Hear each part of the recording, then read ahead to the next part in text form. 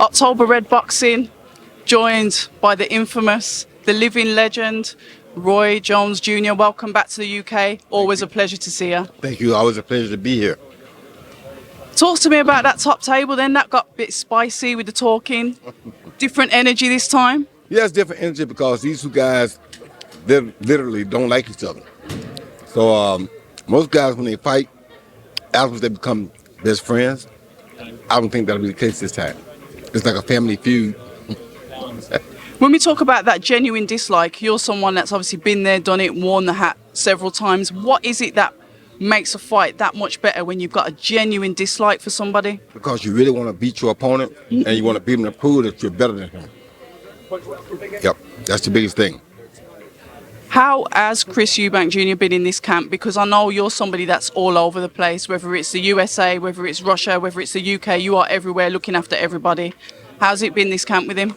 Been really good this camp. To see him so focused because he knows that Liam wants to beat him, but he knows that deep down inside he feels like he's a better fighter than Liam. So also with me, I have to pay attention to what's being said. Okay. And what's being said basically is, yeah, Liam going first, but Callum wants a shot too. So as we did it with Liam, we want to deal with Liam, but you don't want to pull out all the tricks because you got to save some just in case Callum decides to come back down the middleweight. We talk about you coming back into this camp because obviously he was due to fight Benn. We all know what happened there. We don't need to go into that.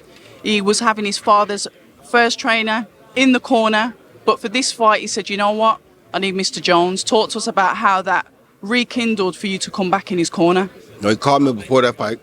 He said it's more of a family feud. Can I let my dad with the corner? I want to let my dad with the corner this time. I said, sure.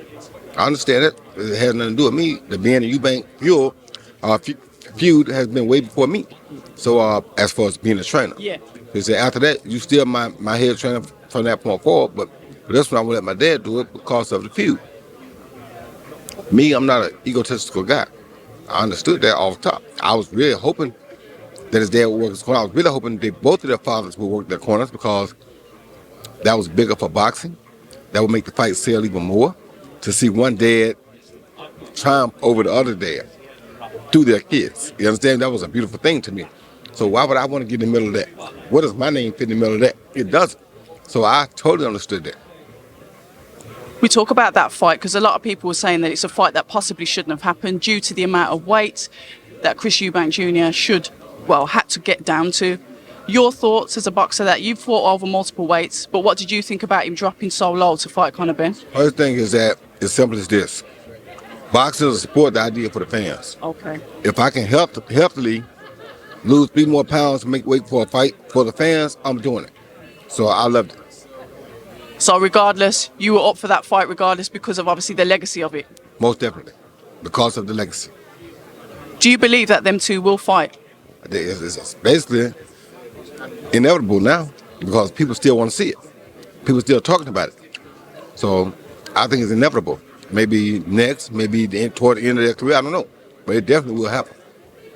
And where do you see Chris going with his career? Because he's somebody that sort of like had a bit of stop-start at the beginning. You've kind of came back in. There's a bit more fluidity with it now. Obviously, we had the stop with Benn. Now he's going against Liam Smith.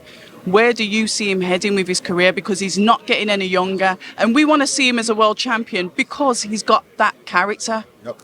He definitely wants to be a world champion, but at the same time, if you can pick up an extra $3 or $4 million fighting Benn, who's a smaller guy, why would you not do that on your way to the title? So quite naturally, yeah, we want a title shot next. But if we can get a big fight like the Benn fight, that in my opinion ain't the most dangerous fight. I mean, yeah, he got one punch knockout power, but as far as boxing, as long as we don't get caught one punch, we're gonna destroy it. Why would we not take that fight if it comes up? You understand me? So yeah, we want to. The ultimate goal is for every fighter to become world champion. I hope. And I know that's Chris's ultimate goal. But if you got a fight, to me, that makes so much sense in your home country and the fans going to die for it, why would you not give them what they want? Circumstances as they change, do you see yourself being in the corner? I'm not overlooking Liam Smith. Of course I can't. It's a tough fight. But should that Benn fight happen, do you see yourself being in his corner for that fight? Or are we going to revert back to father? I have no clue. It's whatever he wants. It's like, for me, like I said, that fight ain't being made on my court. That fight is being made because of the two legendary fathers. So if he asked me to take a step back and let his father work the corner, I would glad to do that because I understand how to fight. A welterweight and a middleweight don't plan to fight, but because of their father's battles, this fight has happened. So if he asked me to step aside and let his father be in the corner, that's not gonna bother me. Why? Why would I be foolish not to do that? I want him as comfortable as he can be. It's just like I just told Joshua. If you feel comfortable with Derrick James, you should just go ahead and stay with Derrick James. Don't come to me. Go to Derrick, don't even come try me out. If you're comfortable, stay where you're comfortable at because fighters need to be comfortable. If you're comfortable, then you're good. So if you're comfortable with your father in the corner while you fighting Ben, let your father be in the corner. Yeah, I hear that, and that makes sense. And it's kind of funny that you touched on Joshua. Obviously, I did hear a little bit of rumbles that he may have spoke to you, but like you said, if you feel comfortable, what is it then? When does it come to a point? And this is you as a fighter. How many? You know what? May I ask? How many coaches did you have when you were a professional? May I ask? Really, in my main prime was two. It was first my dad in the beginning, up from '89 till '92. Then I got Alton Murkison. Me and Alton Murkison went basically to the end. Once I got to the end, I had a few more other coaches, but that was kind of irrelevant to my main career. So what do you think then about the moves that Anthony Joshua's making, where he seems to be going from here to there to everywhere? Your opinion as a fighter, put yourself back in the fighter's shoes. What do you think is one of the things that he should be considering? You got to find somebody that can constantly teach you and that you can feel comfortable with them teaching you so that every camp you just consistently getting better. Okay. So like with me and Chris, every camp Chris consistently gets better. And people may not see it and may not understand it, but he knows that every camp I bring something new to him. You understand me? So when a guy can constantly bring you things to keep bettering you, that's the kind of training you need. If a guy can't keep continually making you better, then you don't need him. And that is what makes you and Chris gel so well. Yeah. You see him facing, obviously, Smith on the weekend. How do you see that fight going? Yes, he's your fighter, but I want you to break it down as a boxer yourself. How do you see that fight going? Well, to me, and like I told him, it's simple as this. When you're the bigger man, you make him know that. Okay. It's like Usyk and Joshua. Joshua didn't make Usyk know right away. He was the bigger man, so you saw what happened. Don't go out there and do that. Go out there and make him understand right away who's the bigger man. You understand me? And then we go from there.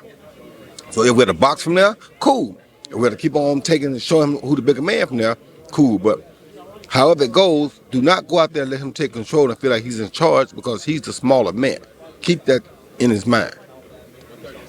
Chris is not somebody that comes across as ever feeling insecure about himself, but you're going to be the one that's going to be sat there in his corner, should it go the rounds, and see him walking back to you.